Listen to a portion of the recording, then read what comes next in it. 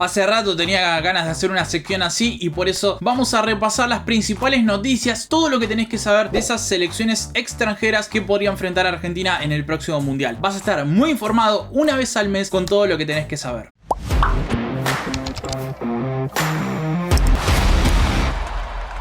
Es una sección que, como dije, tenía ganas de hacer hace mucho tiempo y por eso los invito a suscribirse y darle a la campanita, porque cada mes van a tener presente un videito repasando las principales noticias de selecciones uruguaya, chilena, alemana, belga, lo que sea. Vamos a repasar todas las novedades acerca de las diferentes selecciones que enfrentará Argentina, porque claro, es muy interesante saber todo lo que pasa con Argentina, pero tengo ganas de empezar a meterme un poquito más con selecciones candidatas al Mundial de Qatar 2022, porque por supuesto es muy interesante conocer qué pasa con cada una y cómo está cada una más allá del seleccionado de Scaloni. Así que antes de empezar te pido un favor enorme, y es que si te gusta este contenido le des un like y te suscribas o comentes acá abajo para ayudar a que el algoritmo entienda que este video está bueno, o por lo menos se la crea, y así se difunda a mucha más gente. Con eso vamos a empezar porque son 10 noticias espectaculares. Te voy a enunciar más o menos: Tite tirándole un palo a la Argentina, un seleccionado complicado para Qatar, un jugador que si no clasifica al mundial podría retirarse, y muchas otras novedades. Vamos a repasar todo lo sucedido con las selecciones extranjeras de cara al próximo Mundial de Qatar. Nueva sección, una vez al mes, noticias extranjeras, para que vos estés informado de todo, más allá de la escaloneta.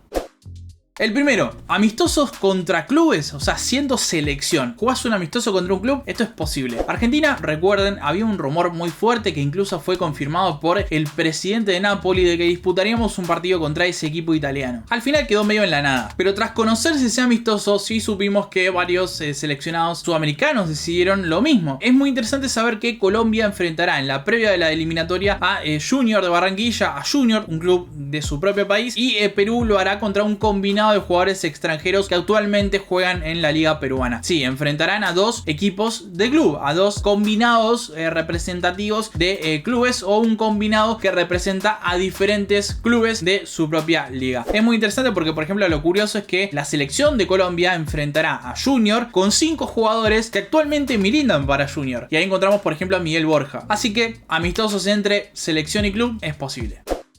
El otro día se hizo viral un videito de Christian Eriksen volviendo a patear tiros libres, volviendo a jugar. Lo vimos en el verde césped de vuelta y eso alegra mucho tras el susto vivido en la última Eurocopa, el momento bastante, la horrible situación que vivió. La verdad que es una barbaridad lo que pasó, pero a las horas de este video salió en declaraciones el representante en un medio británico donde comentó que Christian estaba muy bien, le habían hecho los últimos estudios en Navidad y que la verdad que estaba respondiendo muy bien y que pensaban que podría volver a entrenar con el grupo en enero. La verdad que esto es una noticia muy positiva. Pero Christian Eriksen también habló y dijo que le encantaría jugar Qatar. Es muy interesante porque él sueña con jugar el Mundial para Dinamarca, uno de los primeros seleccionados clasificados a la próxima Copa del Mundo, y sería de lo más lindo que tras ese momento horrible vivido en la Eurocopa pueda estar presente este jugador espectacular que ya no está en Inter, que ahora está buscando club, que no puede volver a jugar en la liga italiana ya que hay una reglamentación respecto a lo que vivió él y no se pueden arriesgar de alguna manera a tener un jugador en esas condiciones. Pero sí hay ligas como por ejemplo la holandesa, con por ejemplo Blind, que vivió lo mismo que él de alguna manera y tiene su misma condición médica, que podría jugar tranquilamente por ejemplo en Ajax, que es uno de los clubes que suena. Así que veremos qué termina sucediendo con el jugador danés y por supuesto esperamos desde acá que pueda disputar el Mundial de Qatar.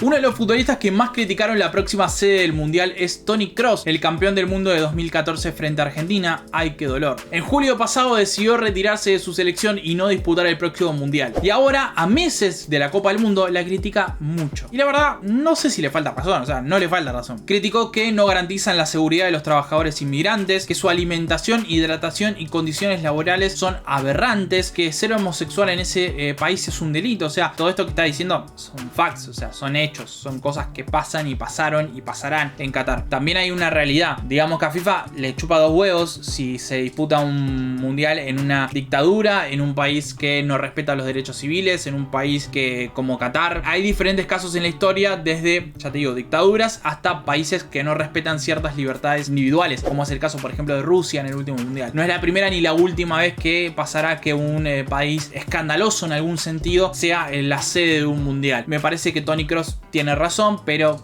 desconocer la historia de los mundiales, la historia de los escenarios donde se disputó la Copa del Mundo, es importante saberlo. Más allá de que estoy totalmente de acuerdo con Toni Kroos y me parece una locura que se juegue en Qatar. Y aparte hay otro detalle, o sea, Qatar no es un país del fútbol, o sea, no es un país donde se sienta el fútbol de la misma manera que en otros, y la verdad que esto me parece muy importante, pero bueno, lamentablemente es lo que es, o sea, a partir del dinero, a partir de otras cuestiones que no tienen tanto que ver con lo que pasa en la cancha o con lo que pasa en las tribunas, termina teniendo un peso más importante en las decisiones un tanto polémicas que tomó FIFA en los últimos años. Y un agregado muy importante, el exfutbolista Eric Cantona también se pronunció contra Qatar, pero de una manera un poquito más radical, ya que él dijo que no consumirá el Mundial de Qatar 2022, ya que para él es una locura que se juegue ahí y hay gente muriendo en los estadios y no cree que una Copa del Mundo deba disputarse en Qatar. Son cada vez más las voces que aparecen criticando el Mundial y yo creo que cada vez van a ser más, o sea, van a aparecer muchos jugadores y exfutbolistas criticando esto. Momento histórico para Uruguay. Tras más de 15 años de corrido dirigiendo a la selección uruguaya, Washington Tavares se despidió de su selección a casi nada de que Uruguay queda fuera del Mundial. No está lejos, tiene sus chances, pero ahora será Diego Alonso, el entrenador de 47 años, que tenía 31 años, para que tomamos dimensión, cuando Washington Tavares llegó al puesto, será el encargado de intentar llevar a Uruguay a agarrar este fierro caliente y ver si puede clasificarla a la Copa del Mundo. Es un desafío muy complicado, muy interesante, muy de fútbol manager, así que vamos a estar siguiéndolos. ¿Cómo está Uruguay actualmente? Séptimo con 16 puntos en 14 partidos. Le quedan partidos algo complicados: Paraguay, Venezuela, Perú y Chile. Dos partidos finales que pueden definir su clasificación al próximo mundial, así que vamos a ver cómo resuelve Uruguay esto. Pero la gran noticia, la gran novedad es que lo hará sin Washington Tavares por primera vez en más de 15 años. Según una información del medio británico Sky Sports, el extremo galés Gareth Bale decidió algo muy importante. Gales no clasifica a un mundial de 1958, sabemos, es una selección complicada. Ahora va a jugar su repechaje contra Austria y de ganar deberá vencer al ganador de Escocia y Ucrania. O sea, el ganador de esos dos jugará contra el ganador de Gales y Austria. Si no logra clasificarse al próximo mundial y jugarlo, Gareth Bale decidió que se retirará del fútbol. Esta es la información que da Sky Sports hace apenas unos días. Pero si Gales sí logra clasificarse, la idea de Gareth Bale, según este medio británico por supuesto, es no retirarse, sino buscar jugar el Mundial de Qatar 2022, pero lo hará desde el Championship, ya que su idea es jugar un tiempo en el Swansea o en el Cardiff para agarrar ritmo, agarrar forma futbolística, salir del Real Madrid y jugar en un club donde él se sienta lo más cómodo posible, lejos de los flash de la primera división española. Si hace un mes sabíamos que Inglaterra renovaría a su técnico, a Gareth Southgate, para disputar los partidos de la selección inglesa hasta 2024, o sea, es un largo contrato, algo que se entiende a partir de los éxitos de este entrenador, que tras muchísimo tiempo logró que su selección llegue a la semifinal del Mundial. Si mal no recuerdo, desde 1990 no llegaba, algo muy interesante, así que volvió a lograr algo muy importante, porque bueno, 28 años tardaron en volver a una semifinal y lo hicieron de la mano de Southgate, que es un entrenador muy elogiado por su futbolistas, es muy querido. Formó un grupo bastante interesante en Inglaterra y hay algunos paralelismos con el ciclo Scaloni, porque yo te voy a nombrar, te voy a expresar un poquito la declaración que hace Sterling, que dice que logró unir al equipo inglés como una selección fuerte otra vez tras muchísimos años. Hacemos un paralelismo: tras 28 años lograron volver a una semifinal de mundial. Argentina tras 28 años logró ganar un título continental otra vez. De algo se elogia a Scaloni y es de unir al grupo. O sea, la selección inglesa y la selección argentina en ciertas cuestiones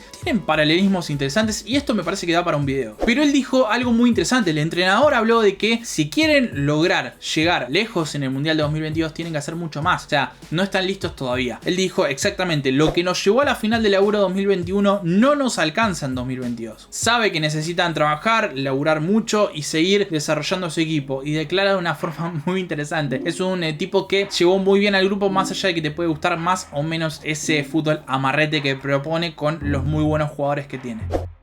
Italia no la está pasando bien últimamente y se entremezclan varias noticias interesantes. La buena noticia es que la FIFA autorizó que nacionalicen a João Pedro, futbolista brasileño del Cagliari. La decisión de que tengan un futbolista brasileño en sus filas no es nueva, y bien sabemos que Italia tiene varios en su plantilla actual. Toloi, Emerson Palmieri, por supuesto Jorginho, que es muy reconocido a partir de su trabajo en Chelsea y por supuesto la selección italiana en la Euro, y el propio João Pedro son los 4 brasileños nacionales nacionalizados que tiene Italia, un seleccionado con una larga historia, una larga tradición de nacionalizados extranjeros para su selección. Argentina en su momento fue de las primeras, si no mal no recuerdo, fue la primera en ver cómo sus jugadores eran nacionalizados italianos. Pero bueno, vamos con la noticia importante de todo esto. Están complicadísimos para Qatar. Tras pasar de ser candidata a clasificar fácil y ser candidata al, no solamente a ser líder de grupo en el Mundial de Qatar 2022, sino además una de las candidatas al Mundial, empató 4 de los últimos 5 partidos de la clasificación. De los últimos 5 empató 4. Y ahí se complicó solo y fue a la repesca. Y ahora en ese repechaje va a disputar su partido contra Macedonia, y si logra ganarle, tiene que vencer también al ganador de Portugal o Turquía. Es decir, en un mismo grupo tenemos a Macedonia, pobre, Turquía, y tenemos a Portugal e Italia. De ellos 4 pasará uno solo. O sea, no hay forma de que Italia y Portugal clasifiquen las dos al Mundial. Y si no lo hace, nos vamos a despedir otra vez de Italia en un Mundial. Todo tras ser campeón de la Eurocopa, un equipo que va a enfrentar a Argentina en la Copa Euroamericana que se instaurará este año. Y además con un detalle no menor, lo hará sin Federico Chiesa. Es un jugador muy interesante, de los más importantes, tal vez ofensivamente el más destacado de Italia, que se rompió los ligamentos y estará entre 5 o 6 meses afuera hasta mediados de año. Así no van a contar con él en partidos cruciales e Italia se complica cada vez más. En las últimas semanas vimos cómo en Navidad los jugadores belgas se disfrazaban acordes a la felicidad de esas fiestas y le deseaban un saludo enorme a los fanáticos de su selección. Una selección algo hipster, una selección algo de moda, pero que lamentablemente nunca pasa a más allá de lo que fue el Mundial de Rusia 2018, ganándole a diferentes rivales, incluido Brasil, a la que venció con un gol de Fernandinho, de Kevin De Bruyne, y que bueno, la verdad que ese 2-1 con un gol en contra, un gol de De Bruyne, un buen rendimiento, defendiendo bien, la verdad que sirvió como para que hablemos muy bien de ellos. Pero lamentablemente Bélgica estaba para más, y la verdad que ni en torneos continentales ni por supuesto en mundiales, más allá de esta buena actuación, pudo pegar el salto acorde a tremenda calidad que tiene este plantel. Pero en las últimas horas Roberto Martínez anunció algo muy interesante que tal vez copian varias selecciones, y es que en la fecha FIFA de marzo decidió que no convocará a ningún jugador, ningún futbolista que tenga más de 50 partidos internacionales. Es decir, Bélgica no contará con Hazard, De Bruyne, Carrasco, Courtois y Lukaku, por ejemplo, en la próxima fecha FIFA de marzo. Una fecha FIFA en la que Brasil generó algo de polémica por algo que les voy a contar ahora en la última novedad. Y esta novedad se divide en dos partes. La primera novedad es que FIFA rechazó un pedido de Brasil, un pedido expreso de Brasil, que iba a poder cambiar las eliminatorias. Así como lo escuchás. Sabiendo que entre el cuarto y el noveno tienen posibilidades de clasificar al Mundial y que Ecuador está cada vez más cerca, pero todavía puede quedar afuera tranquilamente, hay un margen de puntos bastante corto. Y esto hace que cualquiera pueda querer sacar ventaja. Brasil, por ejemplo, hizo un pedido que preocupaba a varias selecciones, como el caso, por ejemplo, de Uruguay. ¿Qué pasó? Muy simple. Según Globo Sport, la Scratch quería presentar un equipo B, un equipo alternativo, un equipo que no sea el que solemos ver en Brasil, para poder disputar los últimos 2 partidos de eliminatoria en marzo, mientras su plantel titular disputaría partidos amistosos contra 3 selecciones europeas, 3 selecciones clasificadas al Mundial en marzo. La decisión era muy simple, o sea, dividir al plantel, convocar, no sé, 40 futbolistas, que 20 jueguen la eliminatoria y 20 se vayan a disputar los amistosos contra selecciones potentes. Así se podría probar alternativas,